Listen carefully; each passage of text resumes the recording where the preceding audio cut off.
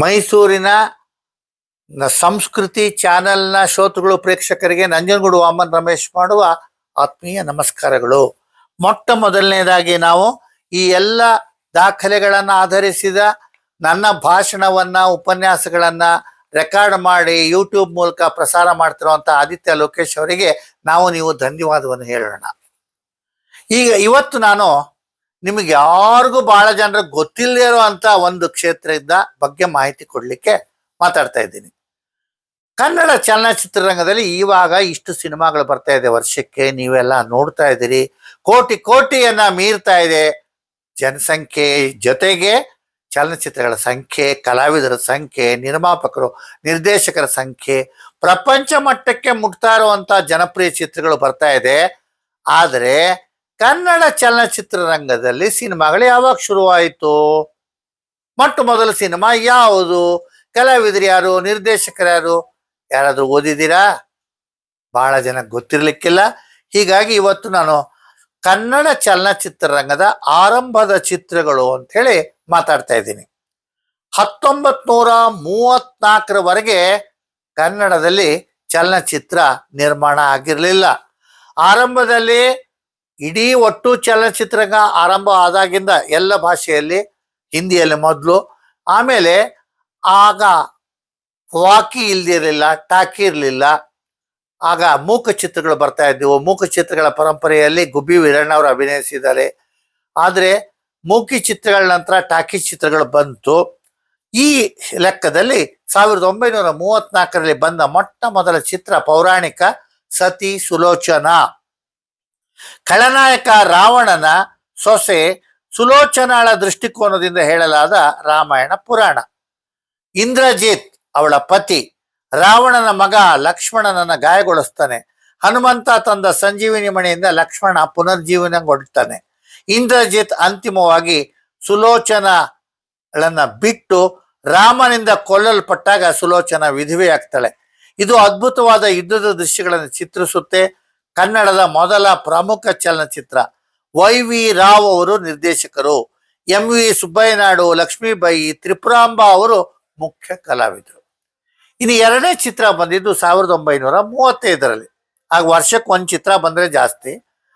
ಈ ಸದಾರಮೆ ಅನ್ನೋ ಚಿತ್ರ ಏನಿದೆ, ನೀವು ಸದಾರಮೆ ಚಿತ್ರ ನೋಡಿಲ್ದಿರೋ ಪರವಾಗಿಲ್ಲ, ಸದಾರಮೆ ನಾಟಕಾರು ನೋಡಿರ್ಬೋದು. ಗುಬ್ಬಿ ವೀರಣ್ಣನವರ ಗುಬ್ಬಿ ಕಂಪನಿಯಲ್ಲಿ ಬಹಳ ಪ್ರಮುಖವಾಗಿದ್ದ ನಾಟಕ ಸದಾರಮೆ. ಆಮೇಲೆ ಅವರೇ ಚಿತ್ರಿಸಿದಂತ ಸಿನಿಮಾ ಆಯ್ತು ಅದು ಸದಾರಮೆ. 1935ರಲ್ಲಿ ಬಂತು. ಒಂದು ಜಾನಪದ ಕಥೆ ಆಧರಿಸಿದ್ದು. ಸದಾರಮೆ ಒಬ್ಬ ಧೈರ್ಯಶಾಲಿ ಮಹಿಳೆ. ಜೀವನದಲ್ಲಿ ಅನೇಕ ಸವಾಲುಗಳನ್ನ ಎದುರಿಸ್ತಾಳೆ.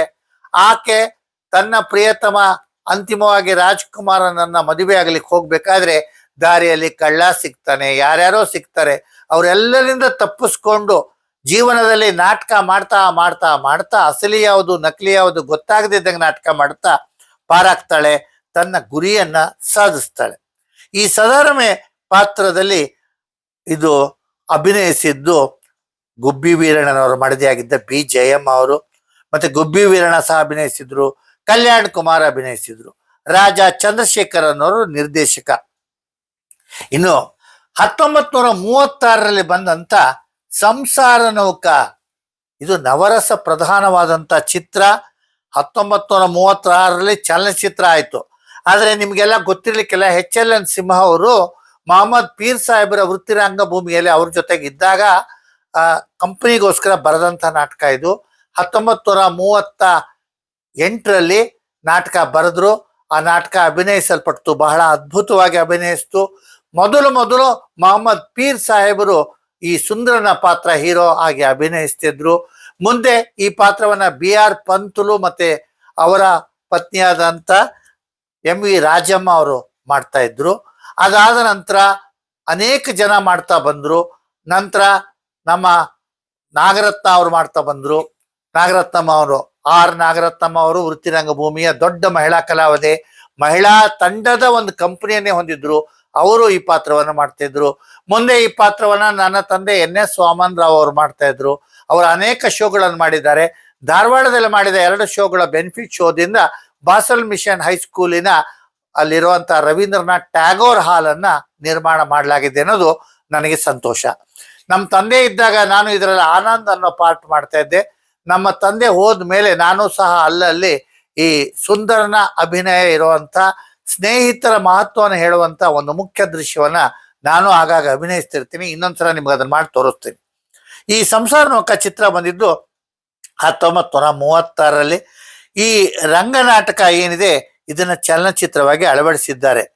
ಈ ಸುಧಾರಣಾವಾದಿ ವಾಸ್ತವಿಕತೆಗೆ ಒತ್ತು ನೀಡೋದನ್ನ ಕನ್ನಡ ಚಿತ್ರರಂಗಕ್ಕೆ, ರಂಗಭೂಮಿಗೆ ಇದು ಪರಿಚಯಿಸಿತು. ಮೊದಲೆಲ್ಲ ಬೇರೆ ರೊಮ್ಯಾಂಟಿಕ್ ಚಿತ್ರಗಳು ಬಂತು, ಪೌರಾಣಿಕ ಚಿತ್ರ ಬಂತು. ಆಗ ಬಂದಂತ ಇದು ಕ್ರಾಂತಿಕಾರಿ ಸಾಮಾಜಿಕ ನಾಟಕ. ಇದರ ಕಥೆ ಏನಿದೆ ನಾನು ಹೇಳ್ತೀನಿ ನಿಮಗೆ. ಇದರಲ್ಲಿ ಮುಖ್ಯವಾಗಿ ಆಗ ಅಭಿನಯಿಸಿದ್ದವರು ಯಾರು ಅಂದ್ರೆ, ನಾ ಹೇಳದ್ನಲ್ಲ, ಬಿ ರಾಮಕೃಷ್ಣಯ್ಯ ಪಂತ್ಲವರು, ಎಂ ವಿ ರಾಜಮ್ಮ ಅವರು, ಡಿಕ್ಕಿ ಮಾಧವರಾವ್ ಅವರು, ನಿರ್ದೇಶಕ HLN ಸಿಂಹ ಅವರು.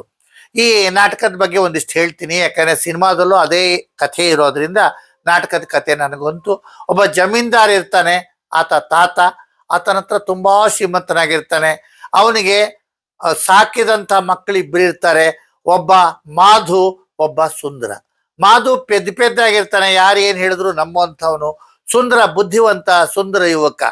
ಇವರಿಬ್ರು ಶ್ರೀಮಂತನ ಮನೆಯ ಮಕ್ಕಳಾಗಿ ಕಾಲೇಜ್ ಓದುವಾಗ ಸುಂದರ ಮುಂದೆ ಜೀವನದಲ್ಲಿ ಆತ ಲವ್ ಮಾಡ್ತಾನೆ ಒಬ್ಬ ಹುಡುಗಿಯನ್ನ. ಆಕೆ ಬಹಳ ಬಡವಳು, ಅನಾಥಳು. ಹೀಗಾಗಿ ಆಕೆಯನ್ನ ಮದುವೆ ಆಗ್ಲಿಕ್ಕೆ ತಾತ ಅನುಮತಿ ಕೊಡಲ್ಲ.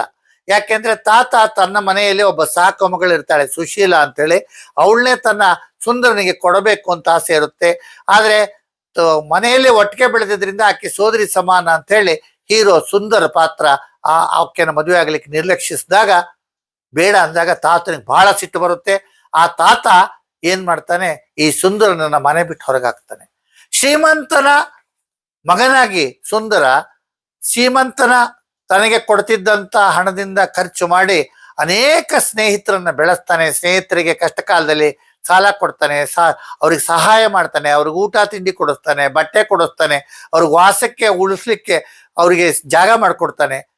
ಆದ್ರೆ ತಾತ ಕೆಲಸ ಇಲ್ಲದೆ ಇರುವಂತ, ದುಡ್ಡಿಲ್ದೇ ಇರುವಂತ, ತಾತನನ್ನೇ ಅವಲಂಬಿಸಿ ಜೀವನ ನಡೆಸ್ತಿದ್ದಂತ ಸುಂದರನನ್ನ ಮನೆ ಬಿಟ್ಟು ಹೊರಗೆ ಹಾಕಿದಾಗ ಅವನ ಅನಾಥನಾಗ್ತಾನೆ, ದುಡ್ಡಿಲ್ದೇ ಇರುವಂತ ಬಡವನಾಗ್ತಾನೆ, ರಸ್ತೆಗೆ ಬರ್ತಾನೆ. ಆಗ ಆತ ತಾನು ಪ್ರೀತಿಸಿದ ಮಡದಿ ಮತ್ತೆ ಒಂದು ಪುಟ್ಟ ಮಗು ಜೊತೆಗೆ ಒಂದು ಗುಡಿಸಲನ್ನು ಸೇರ್ಕೊಳ್ಳಬೇಕಂತ ಬಡತನ ಬರುತ್ತೆ. ತಾನು ಹಿಂದೆ ಆಪ್ತ ಮಿತ್ರರೇ ತನ್ನ ದೇಹದ ಒಂದು ಭಾಗ ಅಂತ ಹೇಳಿ ಅವರಿಗೆ ನಿರ್ವಂಚನೆಯಿಂದ ಸಹಾಯ ಮಾಡಿರ್ತಾನೆ. ಆ ಸ್ನೇಹಿತರಲ್ಲಿ ಯಾರು ಒಬ್ರು ತನಗೆ ಸಹಾಯ ಮಾಡ್ಬೋದು ಅಂತ ಬರ್ತಾನೆ. ಆಗ ಆತ ಬಂದಾಗ ಹೆಂಡತಿಗೆ ಕಾಯಿಲೆ, ಮಗು ಕಾಯಿಲೆಯಿಂದ ಟೈಫಾಯ್ಡ್ ಇಂದ ಮಲಗಿರುತ್ತೆ, ಔಷಧ ಕೊಡಕ್ಕೂ ಚಿಕಿತ್ಸೆಗೆ ದುಡ್ಡಿರಲ್ಲ, ಗಡ್ಡ ಬಿಟ್ಕೊಂಡಿರ್ತಾನೆ, ಹರಕಲ್ ಬಟ್ಟೆಯಿಂದ ಇರ್ತಾನೆ. ಮಿತ್ರರಾದಂತ, ಅದರಲ್ಲೂ ಆತ್ಮೀಯ ಮಿತ್ರರಾದಂತ ವಿಠಲ್ ಮತ್ತೆ ಆನಂದರನ್ನ ನೋಡಕ್ಕೆ ಪಾರ್ಕ್ಗೆ ಬರ್ತಾನೆ. ಅದೇ ಪಾರ್ಕ್ನಲ್ಲಿ ಅವರು ಪ್ರತಿನಿತ್ಯ ಸಂಧಿಸ್ತಿರ್ತಾರೆ. ಆ ಪಾರ್ಕ್ನೆಲ್ಲ ಬಂದಾಗ ಇವನು ತಮ್ಮ ಆತ್ಮೀಯ ಮಿತ್ರ, ತಮಗೆ ಕಷ್ಟ ಕಾಲದಲ್ಲಿ ಜೀವನ ಪರ್ಯಂತ ಸಹಾಯ ಮಾಡಿದ ಸುಂದರ ಅಂತ ಗೊತ್ತಿದ್ರು ಗೊತ್ತಿಲ್ಲದಾಗೆ ನಟಿಸ್ತಾರೆ ಆನಂದ್, ವಿಠಲ್. ಕಷ್ಟ ಕಾಲದಲ್ಲಿ ಸಹಾಯ ಪಡೆದಿದ್ರು ಸಹ, ವರ್ಣಿಸಲಾಗದಷ್ಟು ವಿವರಿಸಲಾಗದಷ್ಟು ನೆರವು ಪಡೆದಿದ್ರು ಸಹ ಇವನಿಗೆ ಸಹಾಯ ಕೊಡ್ಲಿಕ್ಕೆ, ಗುರುತಿಸ್ಲಿಕ್ಕೆ ಅವರು ನಿರಾಕರಿಸ್ತಾರೆ.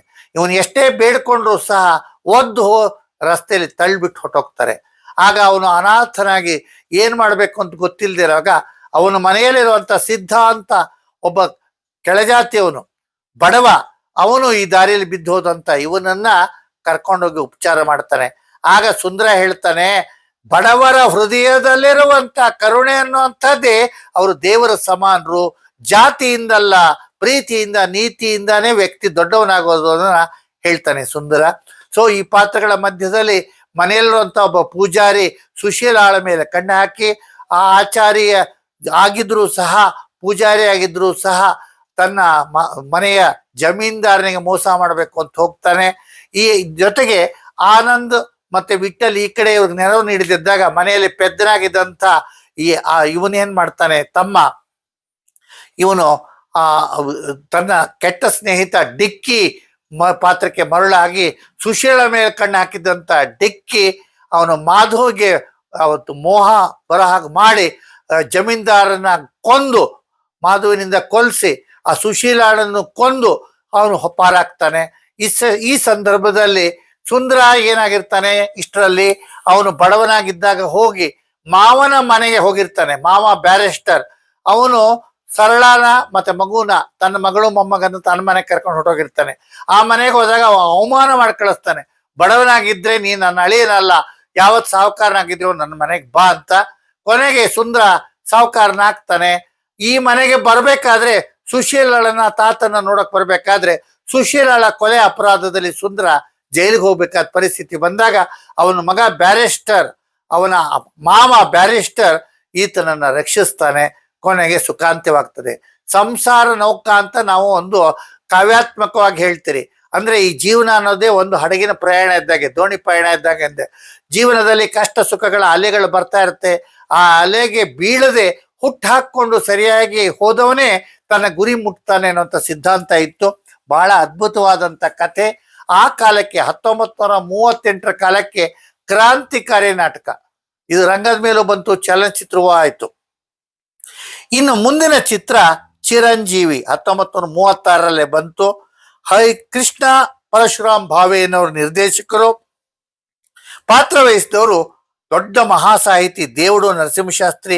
ಮಳವಳ್ಳಿ ಸುಂದರಮ್ಮ ಅವರು ವೃತ್ತಿ ರಂಗಭೂಮಿಯಲ್ಲಿ ಅದ್ಭುತ ಕಲಾವಿದೆಯಾಗಿ ಹಾಡ್ತಾ ಇದ್ರು. ಹೀಗಾಗಿ 1937ರಲ್ಲಿ ಈ ಚಿತ್ರ ಬಂತು, ಜನ ನೋಡಿದ್ದಾರೆ. ಇದರಲ್ಲಿ ಬೇಂದ್ರೆ ಅವರು ಸಹ ಅಭಿನಯಿಸಿದ್ರು ಅಂತ ಹೇಳ್ತಾರೆ. ಇನ್ನು 1941ರಲ್ಲಿ ತೆರೆಗೆ ಬಂದಂತ ಸುಭದ್ರ ಚಿತ್ರ, ನಿರ್ದೇಶಕ ಪಿ ಪುಲ್ಲಯ್ಯ ಅವರು. ಅಭಿನಯಿಸಿದ್ದವರು ಮಹಾನ್ ಕಲಾವಿದರಾದ ಸಂಗೀತಗಾರರಾಗಿದ್ದ ಹೊನ್ನಪ್ಪ ಭಾಗವತರ್, ಬಿ ದೇವೇಂದ್ರಪ್ಪ ಅವರು, ವಾಸುದೇವ್ ಗಿರಿಮಾಜಿ ಅವರು. ಬಿ ದೇವೇಂದ್ರಪ್ಪ ಅವರು ಮುಂದೆ ಈ ಜಲತರಂಗ ವಾದನವನ್ನು ಮಾಡ್ತಿದ್ರು, ಶಾಸ್ತ್ರೀಯ ಸಂಗೀತ ಮಾಡ್ತಿದ್ರು. ನಾನು ಮೈಸೂರು ಆಕಾಶವಾಣಿಯಲ್ಲಿ ಇದ್ದಾಗ ಅವರ ಕಾರ್ಯಕ್ರಮಗಳ ನೇರ ಪ್ರಸಾರ ಮಾಡಿದ್ದೀವಿ. ಮತ್ತೆ ವಾಸುದೇವ್ ಗಿರಿಮಾಜಿ ಅವರು ಬಹಳ ಕೃಷ್ಣನ ಪಾತ್ರ ಮಾಡ್ತಿದ್ದಂತ ನಟರಾಗಿದ್ರು, ಮಹಾನ್ ನಟರಾಗಿದ್ರು, ಸುಂದರ ನಟರಾಗಿದ್ರು. ಅವರು ಅನೇಕ ಪಾತ್ರಗಳನ್ನು ಮಾಡಿದ್ದಾರೆ. ಅವರ ಸಂದರ್ಶನವನ್ನ ನಮ್ಮ ಮೈಸೂರು ಆಕಾಶವಾಣಿಯಲ್ಲಿ ಇದ್ದಾಗ ಪ್ರಸಾರ ಮಾಡಿದ್ದೆ. ಅವರು ನೀವು ಯಾರು ಅಂತ ಗೊತ್ತಾಗ್ಬೇಕಾದ್ರೆ ರಾಜೇಂದ್ರ ಸಿಂಗ್ ಬಾಬು ನಿರ್ದೇಶಿಸಿದ ಭರ್ಜರಿ ಬೇಟೆ ಅನ್ನುವಂಥ ಚಿತ್ರದಲ್ಲಿ ವಿಲನ್ ಪಾತ್ರ ಮಾಡಿದ್ದಾರೆ ವಾಸುದೇವ್ ಗಿರಿಮಾಜಿ. ಇವರೆಲ್ಲ ಅಭಿನಯಿಸಿದ ಸುಭದ್ರ 41ರಲ್ಲಿ ಬಂದಿತ್ತು. 42ರಲ್ಲಿ ಭಕ್ತ ಪ್ರಹ್ಲಾದ ಬಂತು. ನಿರ್ದೇಶಕರು ಚಿತ್ರಪ್ಪು ನಾರಾಯಣರಾವ್. ಅಭಿನಯಿಸಿದವರು Vemuri Gaggaiah, Varalakshmi G, M V Rajamma ಅಂಥವ್ರು. ಈ ಭಕ್ತ ಪ್ರಹ್ಲಾದ ಅನೇಕ ಬಾರಿ ಚಿತ್ರಗಳಾಗಿ ಬಂದಿದೆ. ತೆಲುಗು ತಮಿಳ್ನಲ್ಲಿ ಬಂದಾಗ ಎಸ್ ವಿ ರಂಗರಾವ್ ಅವರು ಆ ಹಿರಣ್ಯಕಶಿಪು ಪಾತ್ರ ಮಾಡಿದ್ರು. ಆಮೇಲೆ ಬೇಬಿ ರೋಜಾಮಣಿ ಮುಂದೆ ದೊಡ್ಡ ಹೀರೋಯಿನ್ ಆದವಳು ಅದರಲ್ಲಿ ಪ್ರಹ್ಲಾದನ ಪಾತ್ರವನ್ನು ಮಾಡಿದ್ದಾರೆ. ಮತ್ತೆ ಭಕ್ತ ಪ್ರಹ್ಲಾದ ಬೇರೆ ಬೇರೆ ಭಾಷೆಯಲ್ಲಿ ಬಂದಿದೆ. ಕನ್ನಡದಲ್ಲಿ ಬಂದಾಗ ಅದರಲ್ಲಿ ರಾಜ್ಕುಮಾರ್ ಅವರು ಹಿರಣ್ಯಕಶಿಪು ಪಾತ್ರ ಮಾಡಿದ್ದಾರೆ. ಪುನೀತ್ ರಾಜ್ಕುಮಾರ್ ಪ್ರಹ್ಲಾದನ ಪಾತ್ರ ಮಾಡಿದ್ದಾರೆ. ಇನ್ನು ಸತ್ಯ ಹರಿಶ್ಚಂದ್ರ ಎಷ್ಟೋ ಬಾರಿ ಚಲನಚಿತ್ರವಾಗಿದೆ. 43ರಲ್ಲಿ ಚಲನಚಿತ್ರವಾಗಿ ಬಂದಿದೆ. ಹರಿಶ್ಚಂದ್ರ ರಾಜನ ಕಥೆ ಇದು. ನಿರ್ದೇಶಕರಾಗಿ ಆರ್ ನಾಗೇಂದ್ರ ರಾವ್ ಇದ್ರು.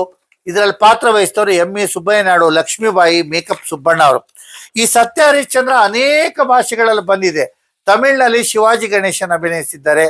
ಆದ್ರೆ ಕನ್ನಡದಲ್ಲಿ ಸತ್ಯ ಹರಿಶ್ಚಂದ್ರ ಏನ್ ಬಂತು ನೋಡಿ, ರಾಜ್ಕುಮಾರ್ ಅವರು ಅದ್ಭುತವಾಗಿ ಅಭಿನಯಿಸಿದ್ದಾರೆ ಹರಿಶ್ಚಂದ್ರ ಪಾತ್ರದಲ್ಲಿ.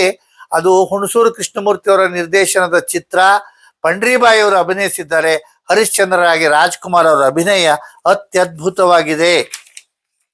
ಇನ್ನು 43ರಲ್ಲಿ ರಾಧಾ ರಮಣ ಅಂತ ಚಿತ್ರ ಬಂತು.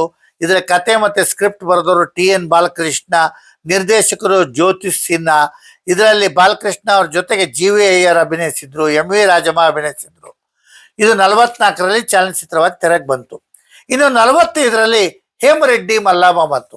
ಈ ಹೇಮರೆಡ್ಡಿ ಮಲ್ಲಮ್ಮ ನೋಡಿ ತಮಿಳಿನಲ್ಲಿ, ತೆಲುಗಿನಲ್ಲಿ, ಕನ್ನಡದಲ್ಲಿ ಅನೇಕ ಬಾರಿ ಬಂದಿದೆ. ಮೊಟ್ಟ ಮೊದಲಿಗೆ ಬಂದಾಗ GR ರಾವ್ ಅವರು ನಿರ್ದೇಶಕರು, ಎಸ್ ಸೌಂದರರಾಜನ್ ಅವರು ಇದಕ್ಕೆ ಸಹಕಾರ ನೀಡಿದ್ರು. ಹೊನ್ನಪ್ಪ ಭಾಗವತರ್, ಬಿ ಜಯಮ್ಮ, CB ಮಲ್ಲಪ್ಪ ಅವರು ಈ ಚಿತ್ರದಲ್ಲಿ ಅಭಿನಯಿಸಿದ್ದಾರೆ. ಹೇಮರೆಡ್ಡಿ ಮಲ್ಲಮ್ಮ ಮತ್ತೆ ಮುಂದೆ ಬಂದಾಗ ಆ ಚಿತ್ರದಲ್ಲಿ ಆರತಿ ನಾಯಕಿಯಾಗಿ ಅಭಿನಯಿಸಿದ್ದಾರೆ. ಇನ್ನು 47ರಲ್ಲಿ ಕೃಷ್ಣಲೀಲಾ ಅನ್ನೋ ಚಿತ್ರ ಬಂತು. ಮೈಸೂರಿನಲ್ಲಿ ನವಜ್ಯೋತಿ ಸ್ಟುಡಿಯೋದಲ್ಲಿ ಚಿತ್ರೀಕರಣ ಆಗಿದೆ. ನಿರ್ದೇಶಕರು CV ರಾಜು, ಕೆಂಪರಾಜ್ ಅರಸ್ ಮಾಡಿದ್ದಾರೆ, ಉಷಾ ಬೆಳ್ಳಾರ್ ಮಾಡಿದ್ದಾರೆ, ಬಳ್ಳಾರಿ ಲಲಿತಾ ಮಾಡಿದ್ದಾರೆ. ಈ ಚಿತ್ರಕ್ಕೆ ನಿರ್ದೇಶಕರಿಗೆ ಸಹಾಯಕರಾಗಿದ್ರು ನಮ್ಮ ತಂದೆ NS ವಾಮನ್. ಮೈಸೂರಿನ ನವಜ್ಯೋತಿ ಸ್ಟುಡಿಯೋದಲ್ಲಿ ಆಗ ಇದು ಶೂಟಿಂಗ್ ಆಗಿತ್ತು. ಇನ್ನು 1948ರಲ್ಲಿ ಭಕ್ತ ರಾಮದಾಸ್ ಬಂತು. ನಿರ್ದೇಶಕರು ಮತ್ತು ಅಭಿನಯಿಸಿದ್ದವರು ಕೆಂಪರಾಜ್ ಅರಸ್ ಅವರು. ವಿಮಲಾನಂದ ದಾಸ್ ಪಂಡ್ರಿಬಾಯಿ ಅವರ ಅಣ್ಣ ಅಭಿನಯಿಸಿದ್ರು. ಸುಮತಿ ಅನ್ನೋರು ಅಭಿನಯಿಸಿದ್ರು. ಈ ಸುಮತಿ ಅನ್ನೋರು ಗದಗ್ನಲ್ಲಿ ಮುಂದೆ ಇದ್ರು. ನನ್ನ ಬಾಲ್ಯದಲ್ಲಿ 8ನೇ ವರ್ಷದಲ್ಲಿ ನಾನು ಧಾರವಾಡ ಆಕಾಶವಾಣಿಯಲ್ಲಿ ನೇರ ಪ್ರಸಾರದಲ್ಲಿ ಅಭಿನಯಿಸಿದ ಭಕ್ತ ಕುಚೇಲ ಅನ್ನೋ ನಾಟಕದಲ್ಲಿ ಸುಮತಿ ಅವರು ಕುಚೇಲ್ನ ಹೆಂಡತಿ ಪಾತ್ರ ಮಾಡಕ್ ಬಂದಿದ್ರು. ಅವರ ಮಗ ಬಾಲ ಸುಧಾಮ ಕುಚೇಲನ ಪಾತ್ರ ಇದ್ರು. ನಾನು ಬಾಲಕೃಷ್ಣನ ಪಾತ್ರದಲ್ಲಿದ್ದೆ. ಈ ನಾಟಕದಲ್ಲಿ ವಿ.ಡಿ. ದೇಶಪಾಂಡೆ ಅವರು ನಾಟಕ ಬರೆದಿದ್ರು, ವಕೀಲರು. ನಮ್ಮ ತಂದೆ NS ವಾಮನ್ ನಿರ್ದೇಶನ ಮಾಡಿದ್ರು. ಹೀಗಾಗಿ ಈ ಸುಮತಿಯವರ ಬಗ್ಗೆ ಹೇಳಲಿಕ್ಕೋಸ್ಕರ ಈ ಭಕ್ತ ರಾಮದಾಸ್ ಬಗ್ಗೆ ಹೇಳ್ತಾ ಇದ್ದೆ. ಇನ್ನು ಭಕ್ತ ಕುಂಬಾರ 1949ನೇ ಇಸ್ವಿಯಲ್ಲಿ ಬಂತು. ನಿರ್ದೇಶಕರು ಬೊಮ್ಮನ್ ಡಿ ಇರಾಣಿ, ಹೊನ್ನಪ್ಪ ಭಾಗವತರು, ಲಕ್ಷ್ಮೀಬಾಯಿ, ವಿಮಲಾನಂದ ದಾಸ್ ಅಭಿನಯಿಸಿದ್ದಾರೆ. ಈ ಭಕ್ತ ಕುಂಬಾರ ಹುಣಸೂರು ಕೃಷ್ಣಮೂರ್ತಿ ಕನ್ನಡದಲ್ಲಿ ತೆಗೆದಾಗ ಅದರಲ್ಲಿ ರಾಜ್ಕುಮಾರ್ ಅಭಿನಯ, PB ಶ್ರೀನಿವಾಸ್ ಅವರ ಹಾಡುಗಳು, ಲೀಲಾವತಿಯವರ ಅಭಿನಯ, ಆಹಾ. ಆಮೇಲೆ ರಾಜಾಶಂಕರ್ ಅವರ ಅಭಿನಯ ಇರ್ಬೋದು. ಆಮೇಲೆ ಸಂತ ತುಕಾರಾಮ್ ತರನೇ ಅಭಿನಯಿಸಿದ್ದಂಥ ಎಲ್ಲ ಪಾತ್ರಗಳು ಬಹಳ ಜನ ಇದರಲ್ಲಿ ಇದ್ರು. ಇದನ್ನ ನೋಡ್ಲೇಬೇಕಾಗಿದ್ದು ಚಿತ್ರ. ಇನ್ನು ಶಿವ ಪಾರ್ವತಿ ಅಂತ 1950ರಲ್ಲಿ ಬಂತು. ಟಿ ಜಾನಕಿರಾಮ್ ನಿರ್ದೇಶಕರು. ಪ್ರತಿಮಾದೇವಿ, ಶಾಂತಾ ಸುಮತಿ. SN ಇವರು ಮೈಸೂರಿನಲ್ಲಿದ್ರು. ಶಂಕರ್ ಸಿಂಗ್, ಈ ಶಂಕರ್ ಸಿಂಗ್ ಅವ್ರ ಮಗನೇ ರಾಜೇಂದ್ರ ಸಿಂಗ್ ಬಾಬು ಅವರು ಅನೇಕ ಚಿತ್ರಗಳ ನಿರ್ದೇಶನ ಮಾಡಿದ್ದಾರೆ. ಆ ಶಂಕರ್ ಸಿಂಗ್ ಅವರ ಮಗ ಇವರು. ಆ ಶಂಕರ್ ಸಿಂಗ್ ಅವರ ಮಡದಿ ಪ್ರತಿಮಾದೇವಿಯವರು ಮೈಸೂರಿನಲ್ಲೇ ಇದ್ರು. ನಾವು ಅವ್ರ ಮನೆಗೆ ಹೋಗ್ತಿದ್ವಿ ಸರಸ್ವತಿಪುರಂ ಅಲ್ಲಿ. ಇವ್ರ ಮನೆಯಲ್ಲೇ ಅವರ ಮಕ್ಕಳಾದಂತ ಪಾಪಣ್ಣ ಅನ್ನೋನು ಚಿಕ್ಕ ಮಗ ನನ್ನ ಸ್ನೇಹಿತನಾಗಿದ್ದ. ಆಮೇಲೆ ಈ ರಾಜೇಂದ್ರ ಸಿಂಗ್ ಬಾಬು ಇರ್ಬೋದು, ರಾಜೇಂದ್ರ ಸಿಂಗ್ ಅವರು, ಮತ್ತೆ ಅವ್ರ ಜೊತೆ ಅಂಬರೀಷು, ಇವರೆಲ್ಲರ ಜೊತೆ ನನ್ನ ತಮ್ಮ ಬಾಲಕೃಷ್ಣ ಸಹ ಸಂಜೆ ಇಸ್ಪೀಟ್ ಆಡ್ಲಿಕ್ಕೆ ಹೋಗ್ತಿದ್ರು. ಈ ಅನುಭವದೊಂದಿಗೆ ಪ್ರತಿಮಾದೇವಿಯರನ್ನು ನೆನೆಸ್ಕೋತೀನಿ, ನಾನು ಅವ್ರ ಜೊತೆ ಮಾತಾಡಿದ್ದೀನಿ. ಇನ್ನು 1951ರಲ್ಲಿ ಜಗನ್ಮೋಹಿನಿ ಅಂತ ಚಿತ್ರ ಬಂತು. ಡಿ ಶಂಕರ್ ಸಿಂಗ್ ಅವ್ರ ಬಗ್ಗೆ ಹೇಳ್ತಾ ಇದ್ದೆ. ಇವರೆಲ್ಲ ಇದ್ದು ಅಭಿನಯಿಸಿದ್ದು ಚಿತ್ರ ನಿರ್ದೇಶಕರು. ಮತ್ತೆ ಇದ್ರ ಜೊತೆಗೆ ವಿಠಲ್ ಅವರು ಬಹಳ ದೊಡ್ಡದಾಗಿ ತಮಿಳು, ತೆಲುಗು ಎಲ್ಲ ಹಿಂದಿ ಚಿತ್ರಗಳಲ್ಲಿ ಅವರು ನಿರ್ದೇಶನ ಮಾಡಿದ್ದಾರೆ. ಜಗನ್ಮೋಹಿನಿಯಲ್ಲಿ ಒಬ್ಬ ರಾಜಕುಮಾರನ ಪ್ರೀತಿಸುವಂತ ಮೋಹಿನಿ ಆ ಕಥೆ ಇತ್ತು. ಕನ್ನಡದ ಮೂಲ ಪೋಸ್ಟರ್ ಲಭ್ಯವಿಲ್ಲ. ಇದರಲ್ಲಿ ಪ್ರತಿಮಾದೇವಿ, ಹರಿಣಿ, ಜಯಶ್ರೀ ಅವರೆಲ್ಲ ಅಭಿನಯಿಸಿದ್ರು. ಇನ್ನು ಶ್ರೀನಿವಾಸ ಕಲ್ಯಾಣ 1952ರಲ್ಲಿ ಬಂತು. ಶಂಕರ್ ಸಿಂಗ್ ಅವರು ಇದನ್ನ ನಿಮ್ಗೆ ಹೇಳ್ತಾ ಇದ್ನಲ್ಲ ನಿರ್ದೇಶಕರು.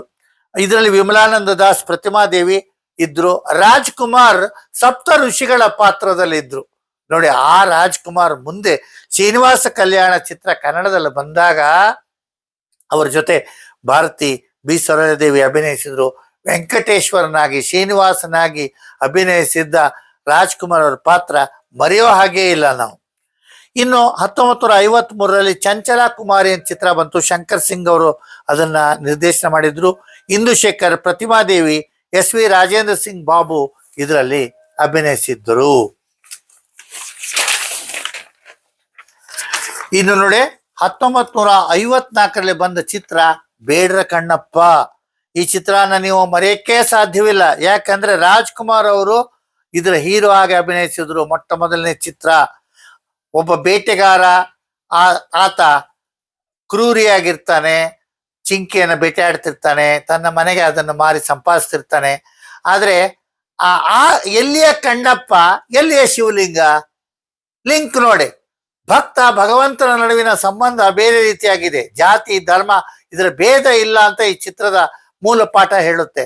ಈ ಚಿತ್ರದಲ್ಲಿ GVR ಅವರು ಕಳ್ಳ ಪೂಜಾರಿ ಪಾತ್ರ ಮಾಡಿದ್ದಾರೆ. ಮಗ ಕಾಶಿಯಾಗಿ ನರಸಿಂಹರಾಜು ಅತ್ಯುತ್ತಮ ಅಭಿನಯವನ್ನು ನೀಡಿದ್ದಾರೆ.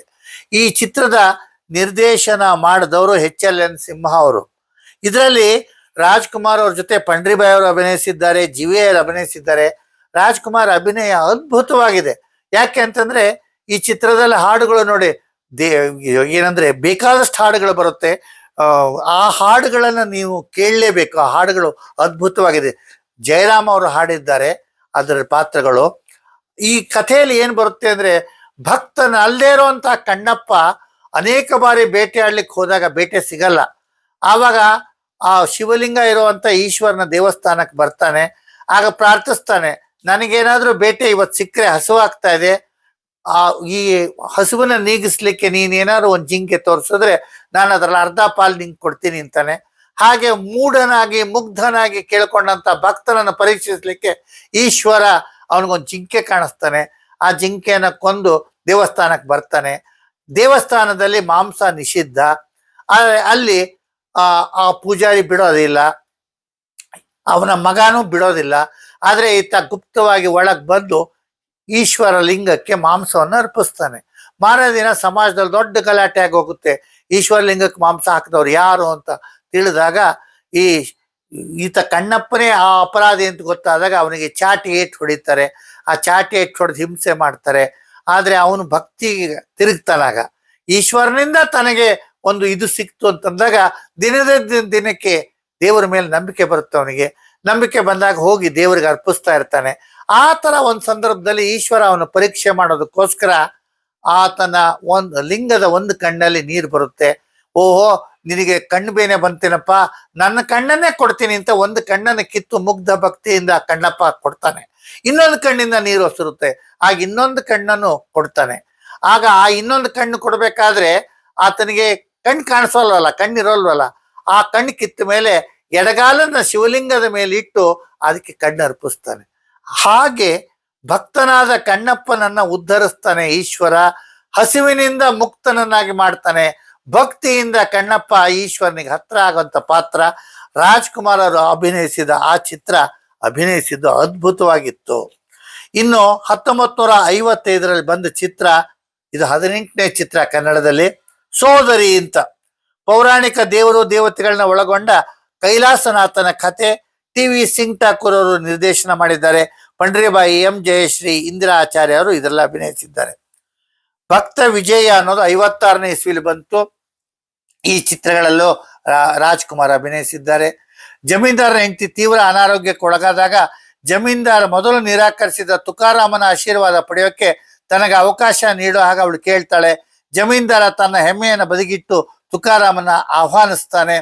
ಆರೂರ್ ಪಟ್ಟಾಭಿ ಅವರು ನಿರ್ದೇಶಿಸಿದ ಈ ಚಿತ್ರದಲ್ಲಿ ರಾಜ್ಕುಮಾರ್, ಪಂಡ್ರಿಬಾಯಿ, ರಾಮಚಂದ್ರ ಶಾಸ್ತ್ರಿ, ಎಚ್.ಆರ್. ಶಾಸ್ತ್ರಿ ಎಲ್ಲ ಇದ್ರು. ಇನ್ನು 57ನೇ ಇಸ್ವಿಯಲ್ಲಿ ಬಂದಂತ ರಾಯರ ಸೊಸೆ ಸಾಮಾಜಿಕ ಚಿತ್ರ. ಕೆ.ಎಸ್. ಮೂರ್ತಿಯನ್ನವರು ನಿರ್ದೇಶನ ಮಾಡಿದ್ರು. ಆರ್ ರಾಮಮೂರ್ತಿ ಅವರು ಜೊತೆಗಿದ್ರು. ಕಲ್ಯಾಣ್ ಕುಮಾರ್, ಪಂಡ್ರಿಬಾಯಿ, ರಾಜ್ಕುಮಾರ್ ಎಲ್ಲರೂ ಅಭಿನಯಿಸಿದ್ರು.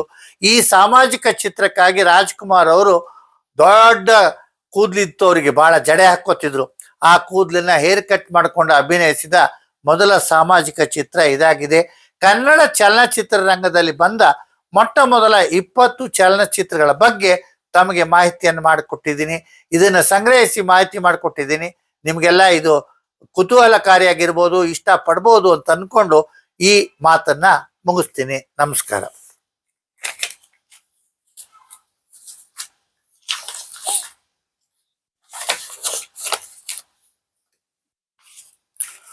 ಈಗ ವ್ಯಕ್ತಿತ್ವ ವಿಕಸನದ ಬಗ್ಗೆ ಹೇಳ್ತೀನಿ. ಇವ್ರೆ, ಇದು ಎಷ್ಟು ನಿಮಿಷ? ಮುಗೀತು.